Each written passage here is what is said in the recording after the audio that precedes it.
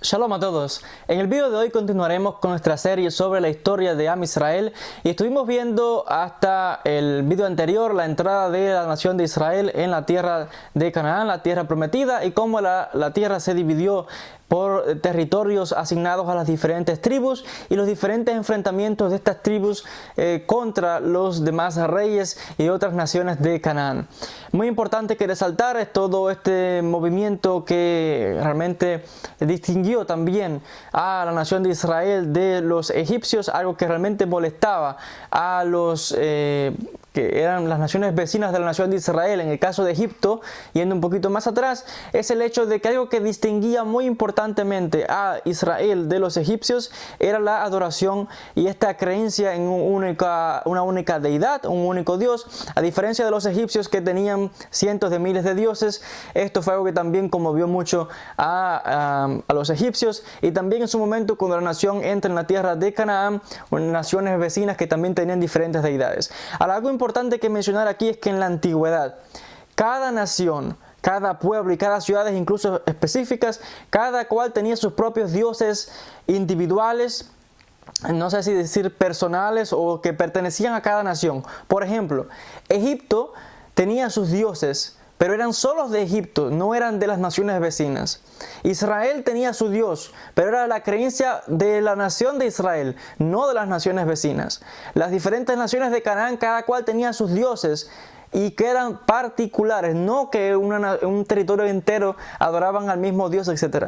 Cada nación tenía sus propios dioses particulares, si pudiéramos llamarlo así, de cada nación, porque además cada dios o cada uno de estos dioses eran los protectores de la nación. Por lo tanto, cuando en la antigüedad diferentes ejércitos iban a batalla, era como si fueran enfrentamientos entre dioses, y los que resultaban vencedores era como si el dios de esa nación hubiese derrotado al dios de otras naciones. Por tanto, vemos el caso cuando Israel sale de Egipto, el enfrentamiento de la deidad de Israel contra los dioses de Egipto, y al ser humillados estos dioses significaba también una victoria del Dios de Israel particular, propio de la nación de Israel, no de más nadie, contra los dioses egipcios. Y lo mismo va a ocurrir cuando la nación de Israel entran, estas tribus entran al territorio de Canaán, territorio antiguo donde habitaban. Cuando ellos entran también, lo primero que llevan es el arca delante de sí, que significa la presencia de su Dios, de su deidad, al frente de la batalla. Por lo tanto, cuando Israel resultaba victorioso en batalla, significaba la victoria de la deidad, del Dios de Israel, contra las naciones vecinas. Entonces, esto realmente distinguía a los pueblos de la antigüedad, donde los dioses eran de naciones específicas y no de otros territorios, y es la manera en que Israel siempre se ha visto, y todos los textos sagrados corroboran todos estos detalles, porque así era como funcionaba en la antigüedad. No, por ejemplo, como hoy, cuando tenemos que grandes países, etcétera, comparten una misma creencia en un mismo Dios, etcétera, etcétera. No era el caso así en la antigüedad, y todas las fuentes bíblicas antiguas corroboran los mismos hechos, donde todo el tiempo, por ejemplo, vemos en la revelación del Sinaí, etcétera, cuando este pacto entre Israel y Dios constantemente dice: yo seré para ustedes su Dios y ustedes serán mi pueblo. Yo hago un pacto para ustedes y yo seré su Dios. O sea, una relación personal de Israel y su deidad, no de otras naciones con el Dios de Israel, ni Israel impone sus dioses a otras naciones, porque cada nación en la antigüedad tenía sus propios dioses y cada cual era diferente. Hoy en día ese concepto ha variado, pero hago esta salvedad porque era algo también que distinguía mucho a la nación de Israel del pasado, y pues algo diferente quizás hoy se puede quizás malinterpretar o no se conocen estos detalles. Es importante mencionarlo. Y también los egipcios y otras naciones despreciaban a Israel precisamente por este Dios, y cuando en muchos casos las naciones vecinas temían a Israel, en realidad temían a su Dios, porque si Israel era victorioso, eran atribuido esto a la victoria que le daba su Dios. Por lo tanto, también temían al Dios de Israel las naciones vecinas. Entonces tenemos que cuando esta victoria y este asentamiento gradual de las tribus y los diferentes enfrentamientos, según los académicos, historiadores, dicen que entre el año 1230 y el año 1023 antes de la era común, este periodo de 200 años, va a lo que a separar la época de asentamiento en la tierra, el periodo de los jueces, hasta la primera etapa de la monarquía en Israel, cuando van a comenzar los reyes. Durante esta etapa, este tiempo, Israel, que viene un pueblo semi-nómada, que ahora pues se va a transformar en una sociedad agrícola, donde la mayoría de las personas van a ser granjeros y que va a tener diferentes enfrentamientos con los demás pueblos y naciones vecinas, porque en su momento Israel no elimina completamente a los demás pues ciudades vecinas y demás y reyes vecinos. Entonces va a tener durante este periodo diferentes enfrentamientos, especialmente con los filisteos. Los filisteos no son personas naturales de allí, de la tierra de Canaán, sino que los filisteos son habitantes de la zona del mar Egeo, en especial de la zona de Creta, lo que hoy pertenece a Grecia, y parte de estas orillas del mar Egeo hacia Menor, que en su momento se ven invadidos por enemigos del norte y ellos tienen que marcharse de Creta principalmente y estas ciudades, y en su momento tratan de penetrar en Egipto, son rechazados y finalmente se asientan en la tierra de Canaán, especialmente en ciudades costeras. Va a haber 5 ciudades filisteas muy importantes, entre ellas Gaza, Ashkelon, Gad y entre otras. Entonces los filisteos no son naturales de allí, sino que son lo que hoy día forma parte de Grecia, en Creta y estas ciudades de esta zona de Creta, entre Turquía, etc. Entonces, son que en su momento se van a asentar en la tierra de Canaán y van a fortalecerse, porque además vienen con una capacidad militar importante, son conocedores del hierro, etc. Y van a tener también cierta preparación militar, ejércitos fuertes, y le van a dar batalla a Israel cuando estas tribus se asientan en el territorio de Canaán. Entonces, Israel en este momento se va a transformar en una sociedad agrícola, donde los granjeros que van a cultivar la tierra es los que se van a destacar mayormente. Ciudades no van a vivir mayormente en ciudades amuralladas ni grandes construcciones, porque todavía no alcanzan este nivel, sino hasta más adelante, y por lo tanto tampoco va a haber una unidad central, sino que durante este tiempo cada territorio, cada tribu se va a gobernar por sí misma. Van a surgir ciertos jueces que, además de que son líderes religiosos que dan apoyo social a las personas, también son importantes líderes militares, y van a surgir jueces importantes como Shimshon, que le llaman Sansón en español.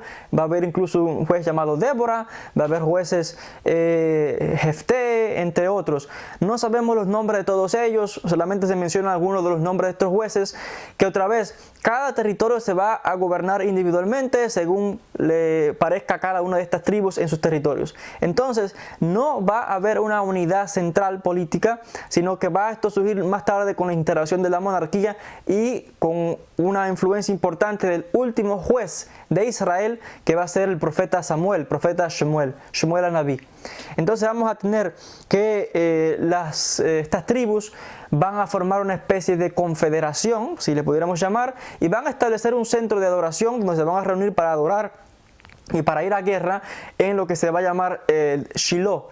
En Shiloh, allí van a tener su centro de adoración, y también va a haber importantes centros de adoración y de reunión militar en Shechem y también en otros territorios. Entonces vamos a tener de que las tribus se van a ver enfrentando diferentes circunstancias, van a tener diferentes enfrentamientos con las naciones vecinas, y en muchos casos ciertas tribus van a ir en guerras contra otras naciones, o se van a reunir como un todo a luchar contra el enemigo, y cada cual luego se va a su casa luego que culmina la batalla.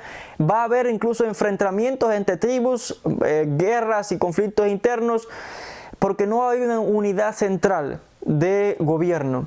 Entonces va a suceder que durante este tiempo de crisis vamos a tener de que Israel o las tribus van a sufrir una derrota muy importante a manos de los filisteos en la ciudad conocida como la ciudad de Afec, que va a ser un desastre muy grande. Y esto le va a crear una conciencia a las tribus de que dicen, vale, pues aquí no se puede seguir así, no puede esta desunión que hay que crear una unidad política como las naciones vecinas, que tienen un rey, una monarquía centralizada. Y es entonces cuando van a pedir al último juez de Israel, profeta Shemuel al-Nabí, que quieren un rey que gobierne sobre ellos. En su momento Samuel se niega y no está de acuerdo con tal cosa, y cuando ve la insistencia de las tribus, etc., pues finalmente accede. Él les advierte de los peligros de esto, y al final pues las tribus deciden: queremos un rey, queremos una monarquía. Ellos ven que todo este tipo de desunión, lo que ha causado diferentes derrotas a manos de los filisteos, y esto es lo que los va a ellos realmente a llevar a querer un rey como las demás naciones. Finalmente vamos a tener de que Samuel va a elegir a un joven que la Torá describe como el más apuesto de todo Israel, y que además era el más alto de los hombres de todo Israel, un benjaminita llamado Saúl en español, como le llaman. Saúl va a convertirse en el primer rey de Israel, Saúl ben Kish, hijo de Kish.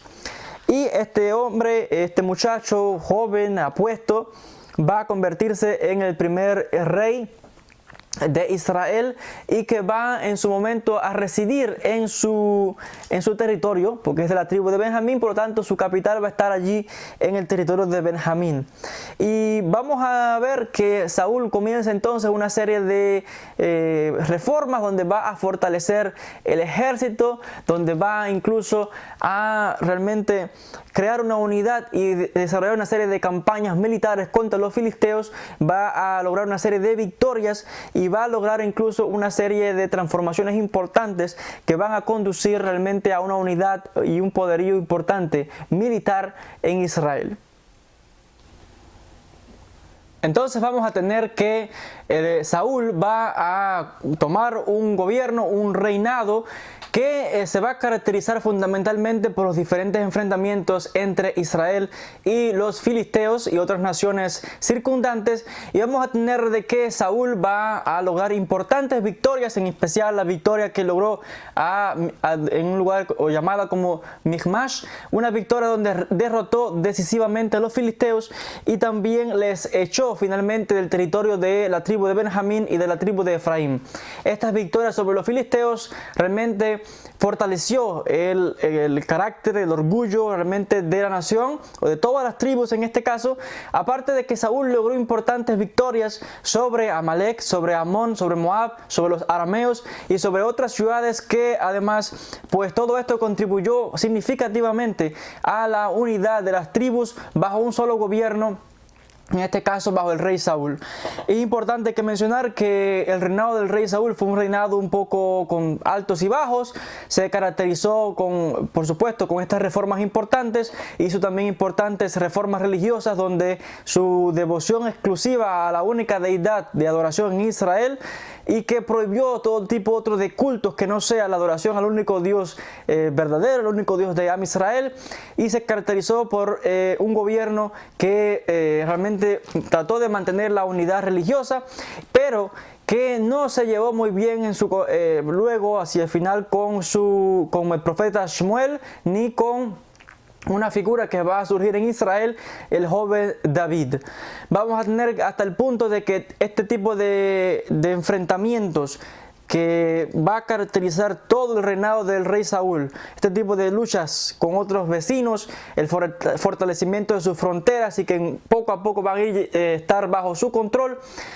Algo va a ocurrir que el rey Saúl va a llegar al punto de casi de la locura, paranoia, y va a sufrir de diferentes ataques de ansiedad, de terror, de depresión, este tipo de sentimientos que pues le van a afectar muchísimo.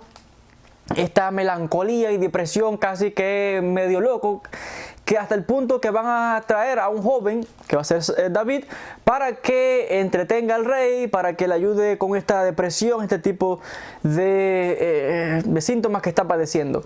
Entonces vamos a tener de que el rey va a tener su capital en el territorio de su propia tribu. Va a ser en la ciudad de Gibeá.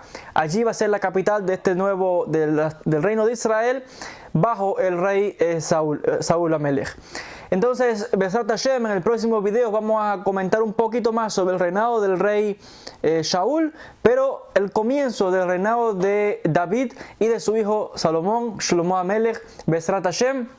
Vamos a hablar un poquito de ello en los próximos videos y cómo finalmente Israel logra una estructura centralizada y realmente una potencia muy grande, una gran nación con una amplitud de territorios increíbles que van a llegar hasta lo que hoy forma parte de Siria. Damasco era parte de Israel en el pasado, parte de lo que hoy es Saudi Arabia también era parte de Israel, Jordania, todo está bajo el territorio de David y de su hijo Salomón. Bezrat Hashem, de ello vamos a conversar en el próximo video. Y también, finalmente, para hacer una aclaración, toda esta información que yo estoy presentando es puramente desde un carácter histórico y que cuando un pueblo, cuando una nación habla acerca de su historia, pues con orgullo, por supuesto, habla de ello, pero en el caso de Israel, alguien que ve este vídeo puede pensar que estoy hablando, no sé, predicando una religión o algo así. Y no es el caso. Esta es nuestra historia, la historia del pueblo de Israel. Como cada nación tiene su historia.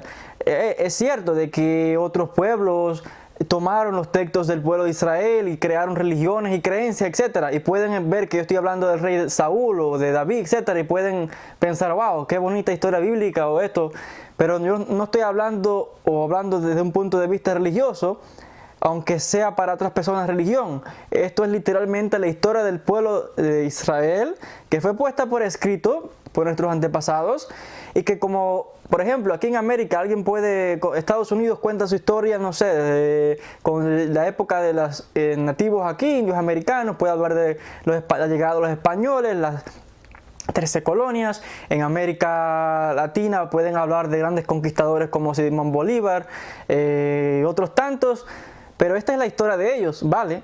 Pues el pueblo judío también tiene su historia, y nuestra historia es la que está recogida en los textos sagrados de nuestro pueblo, que hoy se conoce como la Biblia. Entonces, cuando hablamos de estos personajes, no estamos hablando de figuras ficticias para nosotros, ni de una religión o una teología, sino que para nosotros son nuestros ancestros.